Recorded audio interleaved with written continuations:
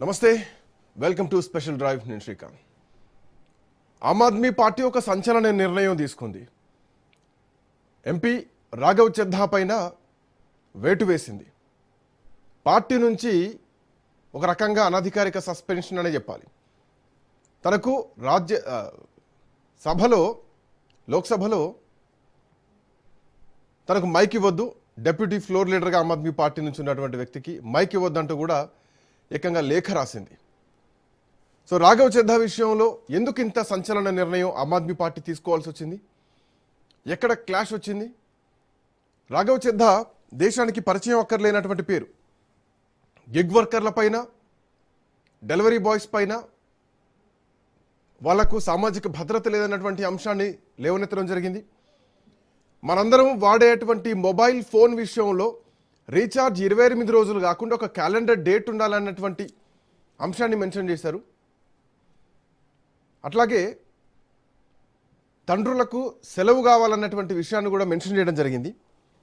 Digital కంటెంట్ల విషయంలో కానీ, ఇన్ఫ్లుయెన్సర్ల విషయంలో కానీ, వీటన్నింటి విషయంలో కూడా ఒక అన్యాయమైనటువంటి కంటెంట్ క్రియేట్ జరుగుతుంటే వాళ్ళపైన కూడా రక్షణ జరగాలి. వాటిపైన కూడా 1957 కాపీరైట్ చట్టానికి సవరణలు చేయాలన్నటువంటి డిమాండ్ కూడా తీసుకురొచ్చారు. అంతేకాదు, ఒకే దేశం ఒకే ఎన్నిక లాంటి సిస్టమ్ ఏదైతే ఉందో, ఒకే దేశం ఒకే రకమైనటువంటి ఆరోగ్యం ఉండాలి, ఒకే రకమైనటువంటి ట్రీట్మెంట్ ఉండాలి. అంటే గవర్నమెంట్ హాస్పిటల్ ట్రీట్మెంట్ ఒకలాగా, కార్పొరేట్ హాస్పిటల్ ట్రీట్మెంట్ ఒకలాగా కాదు, అందరికీ ఒకే రకమైనటువంటి హై క్వాలిటీ ట్రీట్మెంట్ ఉండాలి అన్నటువంటి చాలా విషయాలను ఇంతవరకు పార్లమెంట్లో ఎవరూ లేవనెత్తినటువంటి సమస్యల్ని రాఘవ్ చద్దా లేవనెత్తారు. దేశం మొత్తం కూడా రాఘవ్ చద్దాని ఒక ప్రైమ్ మినిస్టర్ స్థాయిగా చూశారు కూడా కొంతమంది యువత, మెయిన్లీ జెన్జీ యువత. ఇట్లాంటి నాయకుడు దేశానికి ప్రైమ్ మినిస్టర్ కావాలన్నటువంటి స్లోగన్స్ కూడా సోషల్ మీడియాలో తీసుకొచ్చారు. వాస్తవానికి the best parliamentarian Raghav Chadha అని చెప్పడంలో ఎట్లాంటి సందేహం లేదు. బట్ రాజ్యసభలో ఆమ్ ఆద్మీ పార్టీ ఉపనాయకుడిగా, డెప్యూటీ ఫ్లోర్ లీడర్గా ఆయన్ను తొలగించండి అంటూ స్పీకర్కు లేఖ రాయడం సంచలనంగా మారింది. దీనికి ఆమ్ ఆద్మీ పార్టీ మొత్తం కూడా ఒకే మాట పైన ఉన్నారు. పార్టీ కార్యక్రమాలకు దూరంగా ఉంటున్నారు, సొంత ఎజెండాతో పనిచేస్తున్నారు రాఘవ్ చద్దా అన్నటువంటి ధీమత రావడం. వాస్తవానికి ప్రాంతీయ పార్టీల్లో ఇంకొకరు ఎదిగేటువంటి పరిస్థితి ఉందా అన్నటువంటి క్వశ్చన్ రాఘవ్ చద్దా విషయంలో ఇప్పుడు దేశం ప్రశ్నిస్తోంది. మాట్లాడదాం ఇదే అంశం పైన. కరెస్పాండెంట్ సునీల్ అందుబాటులో ఉన్నారు. సునీల్, రాఘవ్ చద్దా ఇందాక నేను చెప్పినట్టు దేశానికి మరి ముఖ్యంగా యువతకు పరిచయం అక్కర్లేనటువంటి పేరు. చాలా అంశాలని రాఘవ్ చద్దా ప్రశ్నించడం జరిగింది.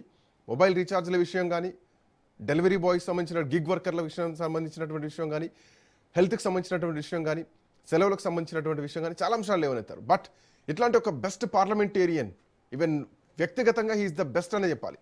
ఆయన పైన ఈ వేటును రాజ్యసభలో ఆయనకు మైక్ ఇవ్వద్దన్నటువంటి అంశాన్ని ఎట్లా చూడొచ్చు సునీల్? ఎస్ శ్రీకాంత్, ఖచ్చితంగా రాఘవ్ చద్దా అతి చిన్న వయసులోనే ఒక ఎమ్మెల్యేగా గెలిచాడు. ఆ తర్వాత ఎంపీగా గెలిచినటువంటి రాఘవ్ చద్దా అనేక ఉద్యమాల్లో పార్టిసిపేట్ చేయడం జరిగింది. ఆమ్ ఆద్మీ పార్టీలో మొదటి నుంచి ఇండియా కరప్షన్ అగైనెస్ట్గా అతను కీలక పాత్ర పోషించాడు.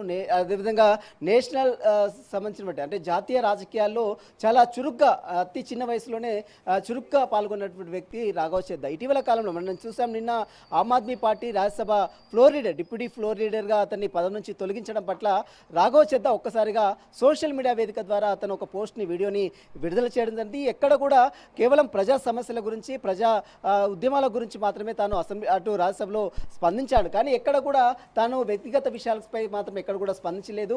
ఇక డిప్యూటీ ఫ్లోర్ లీడర్గా తనను తొలగించడం పట్ల రాఘవ్ చద్దా ఆమ్ ఆద్మీ పార్టీకి ఒక సందేశాన్ని కూడా పంపడం జరిగింది. ఎందుకు తనని ఈ యొక్క అటు డిప్యూటీ ఫ్లోర్ నుంచి తొలగించారనే అనుమానాలు కూడా కొంత వ్యక్తం చేయడం జరిగింది.